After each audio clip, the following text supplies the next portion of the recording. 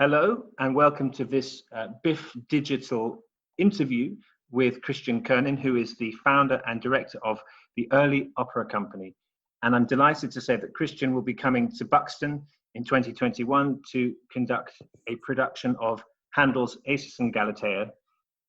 Christian, we met in Salzburg in about 2011, I think, and did a couple of productions together at the Salzburger Landestheater. But you've worked all over Europe. You've worked at pretty much every company, as far as I can tell, in the UK. And I wanted to ask you to start off: how did you get into music? Was it opera, or did you discover another kind of music first of all? I started probably like most school kids on the recorder, but then when I was 9, moved onto the trumpet and enjoyed playing both of those. Particularly enjoyed playing Baroque music on those instruments, even though I didn't really know what it was, but that was the music that appealed to me. But my love of early music comes from the fact of when I went to go and stay with my father in the summers. He basically was a member of the Britannia Music Club, as was in the old days when people bought records. And he subscribed to each month he got a new recording from the Academy of Ancient Music, which had just started up then. And so I listened to those and I was really taken with it. I just remember the sensation of really enjoying the sound world that they created and the vitality. It wasn't opera, it was instrumental music, mainly Vivaldi, Handel, Telemann. Right. Fantastic sort of rhythmic drive. And I love the sound of what I now know were the old instruments and the gut strings, very different to the traditional way that Handel was still being performed in the 70s. Right. And so, do you study music at university? I did. I went to York. And while I was there, sort of, first of all, decided absolutely I don't want to do music as a career. I thought, I enjoyed my course there, but I thought this isn't really for me. But then I very luckily started to study harpsichord with the Baroque specialist teacher at York, Peter Seymour, who is the most amazing musician, amazing conductor as well. And he suggested actually as part of a project that I should try and maybe direct something. I thought he was mad. I had only just started the harpsichord. But basically, we decided to do Venus and Adonis by John Blow.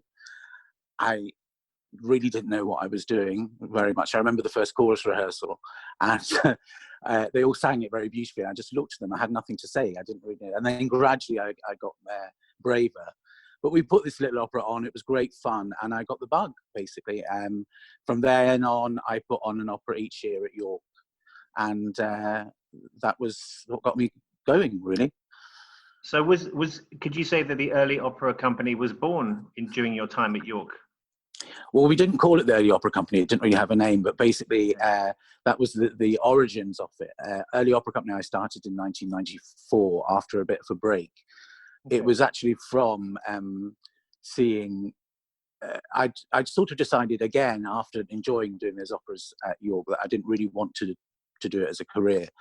So I was teaching piano. And then basically I got taken to Ariodante ENO when I was, how old? I mean, 23, 24 by my friend Rachel. I still remember the day. And I thought, what I'm going to do for 4 hours sitting through this piece. And afterwards, I was totally blown away. And I said, this is what I want to do. It was the combination of both things that I hadn't actually realized. It was a combination of wonderful playing, wonderful singing, but also amazing stagecraft that was going on. It was a David Oldham production. And I just thought, that's it. That's the key. That's what I want to do. I want to combine those two things. Yeah. And when you were a harpsichordist, you have an amazing gift with singers. I noticed this when we worked together, that you have an ability to understand them very intuitively. They feel comfortable. They feel free to explore things. Did you discover that with time? Did you know immediately when you started to work with singers that was something that you had an affinity for, or did it take you a while to learn how to talk their language, if you know what I mean? You learn on the job, I think. I mean, absolutely is something you do. I'm very thank you for saying what you did. I mean, I think it's something that again you learn as you go. One thing I will say, and it's quite, is that I think what singers like the best and makes them feel confident is if you breathe with them. Now, as not I mean, of course, I play the harpsichord, and I don't really play the piano, but I was basically always a wind player. I was a trumpet player. Right. And I think basically because I see music through breath, and always, if I hear a singer being pushed too much, I get slightly breathless. And I think it's because I'm thinking as a wind player and thinking the same sort of breath control as singers, particularly in the trumpet. The release of sound is speed is very similar to what a singer has to do. Right. So I must also say that while you can be very, and you are always very open to singers and open to directors, you can be quite a disciplinarian as well. I've seen you with orchestras, and with orchestras, often I get the impression, because they're not the ones who have to emote on stage, that you need discipline, right? So you have to be really quite tough with them. You're a very personable human and very, very approachable. But then when you're standing in front of an orchestra, in order to get that drive and that togetherness that Baroque music requires, that especially perhaps with modern musicians who aren't as used to the style, that requires a very strong style. Is that something that you try and also cultivate, or how do you think about the difference between working with singers and instrumentalists? Yeah, it's very difficult. Instrumentalists for me fall into two camps: the period specialists and the modern orchestra, and then there's obviously a bit of waylay between both. I think with period instruments, they tend to think in a more vocal way. Their instruments are geared up to that. For instance, a Baroque violin will have a Baroque violinist will use a Baroque bow, which is much lighter and very naturally plays lighter on the up bow. So we have strong, weak going through, which is very much like words. So they find it easier to mirror the words. A modern orchestra, a modern violinist will have a modern bow, and they can play beautifully when they get used to playing the weak up bow. But they're taught. I always have to remember that these people are taught from a very early age to play equally, that you don't hear the difference between the down bow and the up bow. So right. it requires a lot from them. But if they're keen, I think they will do it, and they find it interesting. I think you're slightly lost. I'm very lucky. I've never had this, but I would be lost if they weren't willing to enter into it, because unless they have to give something, or you can't really get what you want. I am quite firm sometimes. I try never to be rude, but I think it's only firmness to remind them. I'm not telling them that they're doing something wrong. I'm just reminding them to do something in the way that I want. And I think that's very important, that you've got to realize you're asking them to do something different. Of course. And you've done plenty of Handel at English National Opera, which of course is a modern orchestra, but you've also received a lot of critical praise for making them sound like a Baroque orchestra. So it's obvious, as you said, they're obviously open to it. Absolutely. And I sort of think when we did Parthenope, which is the first opera I did with them, it was a slight transition between the way that they played before that. It was right. It was still slightly in the Charles Mackerras way, which was absolutely wonderful. At his time was a revelation. Sounds a bit old-fashioned to us now, but you know the way that he did things. His Xerxes in 1985 there, and the Julius Caesar a few years before were absolutely amazing. And then when we did Parthenope, we really worked. We got into Baroque specialists for the first time, and that made a big difference. And they were just phenomenal. They played so well. And I think basically, luckily, I was lucky enough to be asked to do these other 6 productions there over this number of years, 7 or 8 years, which I'm incredibly fortunate and grateful for. So during those, and also playing for my friend Lawrence Cummings, who conducted some productions there as well, we trained them up. That sounds condescending, but you know what I mean. I know what you mean. We worked with them. We basically sort of, each time we moved on a different level. And I think that was particularly true when I did the Rameau with them, Castor and Pollux, because that was a totally new language for them. I think that's really interesting, because I think I have a great love for Baroque music, especially Handel. And I sang a lot of it when I was younger, but I have found myself, I've played Continuo a couple of times, but I always find myself feeling uncertain about how I would approach talking to, especially to instrumentalists, because I sang them myself in choir when I was at university, and did quite a lot with Baroque groups. I have an intuitive feel for that, but as a conductor, I'm very intimidated by the music and by the style, and I can imagine the musicians feel the same way. They're grateful for a leading, someone leading them through the style and giving them almost mechanical, as you were talking about the way they use their instruments, the way of seeing how it feels to play this music is just different. Yeah. Right? It's exactly that. It's about the sensation. It's all about sensation. It's about different sensation of playing, different sensation of feeling and listening to the music and hearing it. Right. I mean, I think with Handel particularly, the thing we've got to remember with Handel is that it's actually his great selling point, his great skill was the simplicity of what he wrote. Right. He had this unbelievable ability to sort of create emotions through really simple gesture.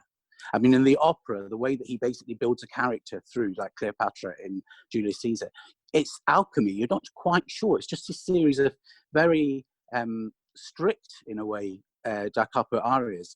But somehow you feel this person. They're developed as like a character develops in Shakespeare. It's really extraordinary. I think, again, it's the simplicity. As I said, there's never anything clever for the sake of it. There's nothing that outstays its welcome.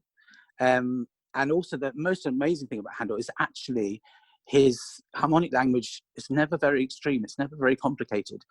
Incredibly different to Bach, who's, right, of course, I mean, many would say, I'd say equally amazing. Some people would say he was better, but I'd say he's equally amazing as Handel.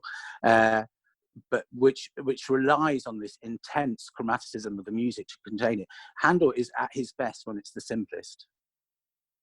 Yes, I always think that Handel is just so elegant and in a way worldly. You know, you have the feeling that he loved society and he loved the city, whereas of course with Bach you have the feeling it's very devotional. Even his relationship to music is as well as writing so much liturgical music. But so we're on Handel. We're talking about him. I think he's one of your favorite composers, if not your favorite. How would you describe? Yes, he is. Yeah, I know that Ariadante is a work that you particularly love and that you hopefully will do this year or next year in London. But this year in London. This year, wonderful. Well, fingers crossed. What I wanted to ask you is about Acis itself. What is Acis like as a piece? Is it an opera to start with? So it's described in various different ways. A masque in some sort of, a serenata in other things of the time, or actually in letters of the time. It was referred to in a letter to John Gay, I think, as a little opera. Right. So nobody really knows it. It's sort of we can't really describe exactly what it is, but it's basically something. In the way it's something frivolous, but actually it's not frivolous. What Handel makes out of it is something incredibly deep and meaningful. Right. And does it, I mean, is it something, because I know that when he'd arrived in London and later on he wrote all of those, all the oratorios, which of course being Handel, he had that feeling for drama. Is Acis it's a pastoral work? So does it have a kind of a dramatic story or a feeling of drama, or is it more, you know, you talked about sort of little entertainment, like a diversion? Absolutely, it isn't just a diversion. I mean, it's sort of, I think probably James Bridges, who was the Earl of Carnarvon, who owned Cannon's Park where it was first performed, maybe expected something like that. But Acis is incredibly deep and dark, and the text itself is good. It's not absolutely amazing, but it's, I mean, people like Pope and John Gay, you know, wrote, it was those two plus somebody else I can't remember, who actually wrote the libretto amongst themselves. And it's very, very good, but of course it could be set in a different way. But the way that Handel, I don't know, the way the music manifests itself is extraordinary. Also, the economy of the forces that he has had, the people that worked for James Bridges, he had 4 violins, no viola, 2 cellos, a double bass, 2 oboes, doubling recorders, and a bassoon, and then probably a harpsichord, definitely a harpsichord that Handel would have played.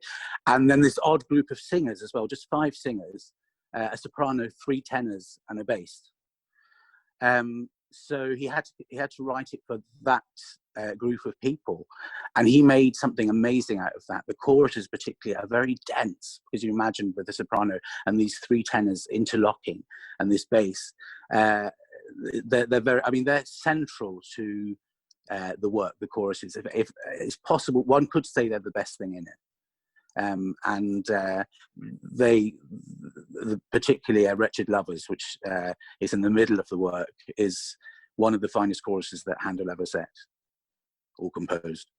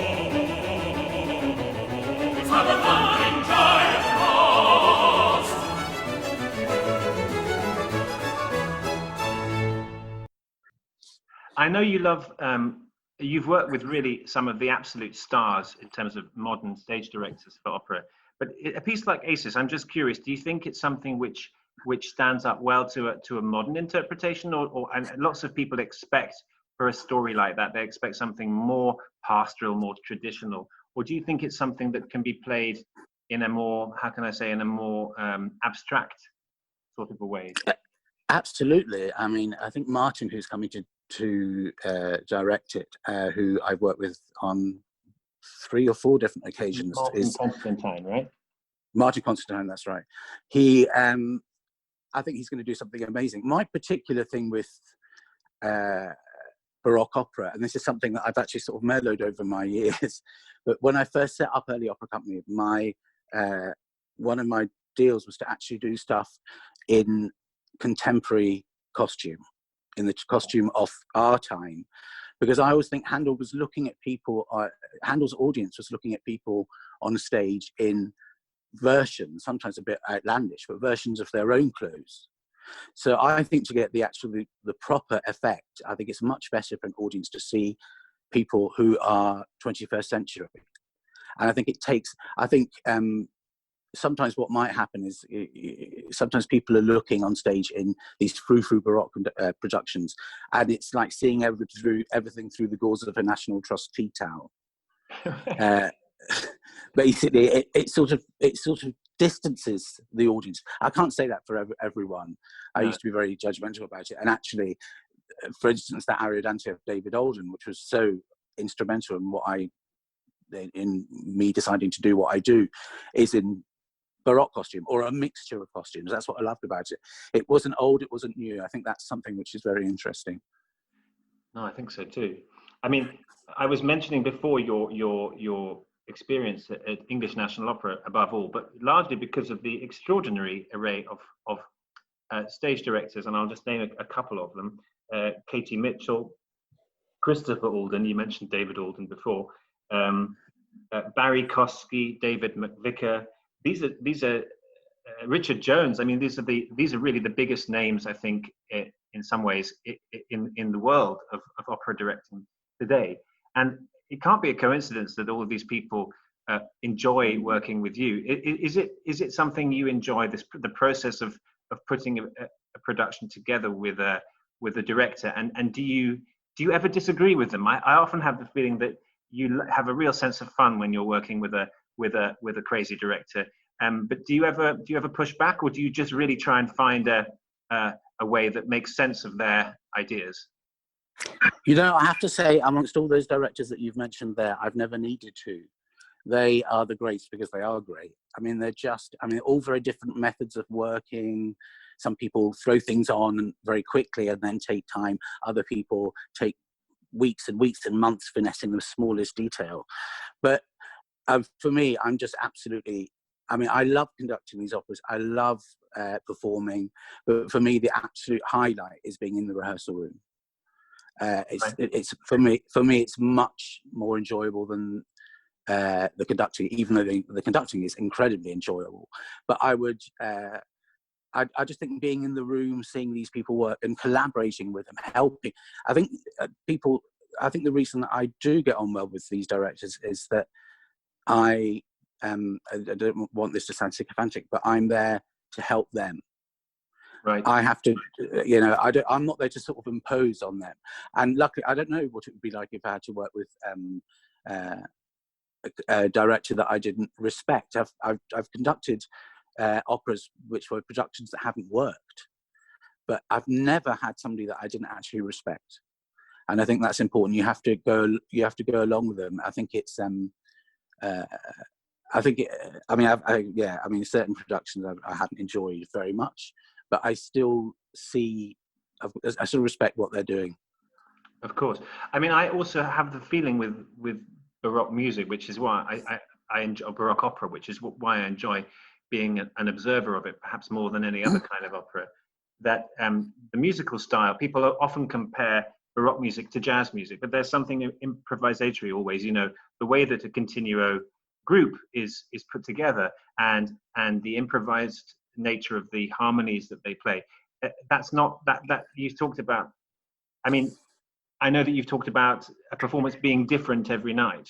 And do you think that it's inherent in Baroque music that it invites freedom for the stage, you know, because it's not really as fixed in some parameters. You can, not like a piece of Verdi or Wagner or Donizetti, which is what it is in a sense. Do you know what I mean? No, absolutely. But also, I think the freedom that comes with, I mean, there's incredible freedom at the beginning of opera's life, you know, in Monteverdi or something, where, but in Popea or something, every time you do it, you could never say, if somebody says, oh, well, it needs to come in at 3 hours 45. It's impossible because of the way everything is based on the speech at that time. It can be different between a quarter of an hour and faster. And generally they get faster as you go on. That's nearly always the way. Handel's actually slightly less like that. I mean, certainly there's you have to recompose every night. You know, the continuous, certainly improvise, and the singer needs to bring something different to the performance every night. Maybe not maybe varying their ornaments, but just singing things slightly differently. But it's funny, I've just finished doing, well, didn't finish, I was forced to stop because of coronavirus, doing Figaro in Basel. And it really annoyed them because I kept changing. It was basically the first night was 10 minutes faster than the dress rehearsal. And then the second night was 10 minutes slower. So I think basically that's probably something that as Baroque conductors, or whatever that means, but people that do mostly Baroque, we have a sort of freedom and flexibility in things that I don't know. I think makes the music live a bit more. I can agree with that. I think when you think about just touching on Mozart for a bit, because you've done really quite a lot of Mozart. I know you did a Domeneo in Lisbon, and you've done Così fan tutte in the States, I think. So yeah. When you do Mozart, do you feel that how can I say, that the structure is getting, it's more defined. You don't have a continuo instrument playing the whole time, at least most people don't, in a Mozart opera. So do you feel like you have to put a different hat on, or do you try and keep the same creativity and the same spontaneity when you work on music from a later period? I try to do that. I haven't really got to grips with Mozart yet. I have to be honest. I've done a lot of it, not a lot of it now. I mean, not much compared to most conductors, but I've sort of covered the Da Pontes and Idomeneo and Il Re Pastore. I find Mozart absolutely elusive, and it's that doesn't mean I'm not happy to do it, but there's something so perfect about it. There's something so amazing. I mean, as much as we were talking about my favorite opera being Aridante, which it absolutely is, I think Figaro particularly is the best opera ever written. I don't know, so certainly in the operas that I do, I don't love it like I love many other operas, but it's so perfect. I find it's slightly like, I always think of Baroque music I've got, it's like keeping a ball in the air, a balloon. Right. And with Mozart, I feel that I'm throwing a piece of china in the air and trying to catch it each time.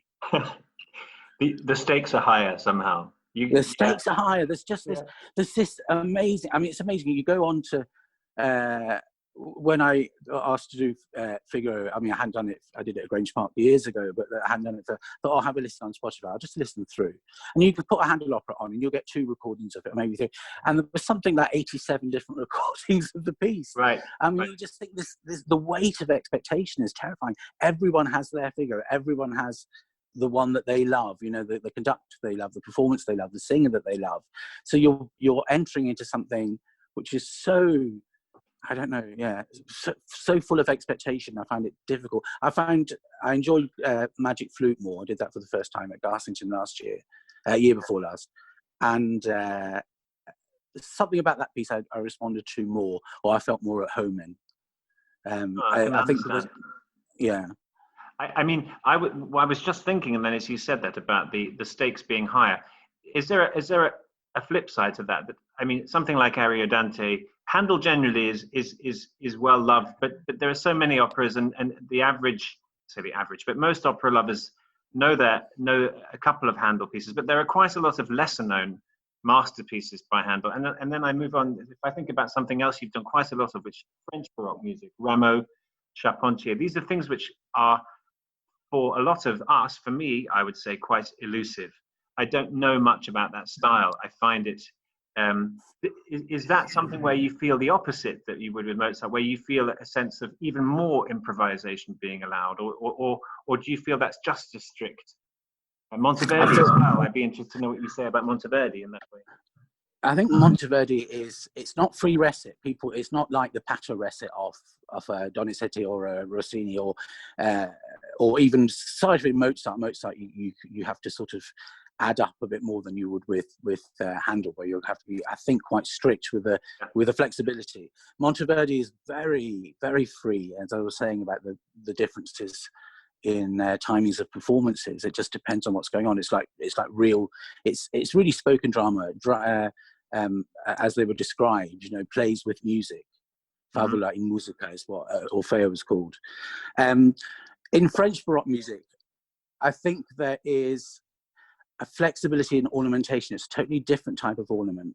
They're absolutely the sort of porte-voix, poggiatores and everything are absolutely essential to the way that the music works. They sort of are they're the things that pull the music along, and that can be tricky for a modern orchestra. When I did Casta at ENO, the one thing I insisted on, two things actually, was that all the string players had Baroque bows, so that they could get that, because I think there's no way really to play French Baroque music on a modern bow. You can do it, but a whole opera would just be so tiring. I've done French Baroque suites with orchestras on modern bow, and they've been fantastic. But the other thing I insisted on was Baroque flutes, because basically that sound world is so important, really, and so, especially in Castor and Pollux, they play nearly all the time, and they have such a different timbre to modern flutes. That's the one thing that I would do. Even when I've done suites with orchestras and had fantastic flute players, playing beautifully without verb or colouring the sound at the end, but it's not the same as having Baroque flutes. It just added a complete different colour to the orchestra. Right.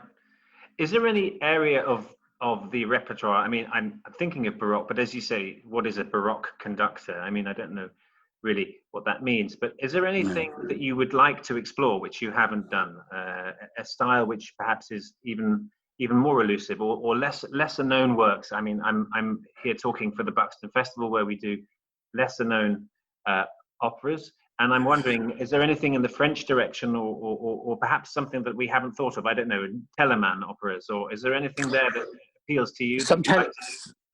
Yeah, some of the Telemann operas are fantastic. There's Orfeo or Orpheus, right, which is a really strange opera in two languages, in French and Italian and German, three languages, sorry. It's an amazing piece. I think Médée, the Charpentier, can never be done too much. I think it's the absolute crowning glory of the French Baroque, even including the amazing pieces by Rameau. Of the Rameau operas, I think the finest is Le Boreade, his last opera, which is just out of this world, crazy and amazing. But I think people were very surprised about the Médée. I remember I was doing it in Chicago, and John Murray came to see it to decide whether he wanted to do it. And he said that when he first came over, he thought, because Damien Vicker and Sarah Connolly were pressing for it. This was for English National Opera, for English National Opera, yeah. And he came along and saw it in Chicago and loved it, so we did it there. And I just think it's amazing. I mean, Sarah was out of this world. David did a fantastic show. I mean, the whole thing was amazing. I think that piece can really benefit being done a lot. It would be perfect in the Buxton Opera House. Okay, I'll bear it in mind. Sounds like a good pitch. So, Christian, I'd just like to say thank you for talking to me today, and I really hope that the really difficult circumstances we all find ourselves in now have changed. I hope they change in time for you to do Ariodante in Covent Garden. I don't know if we'll have that pleasure. Otherwise, all I can say is I wish you the best in all your endeavours between now and July 2021, when you'll be bringing Acis and Galatea to Buxton. Thank you.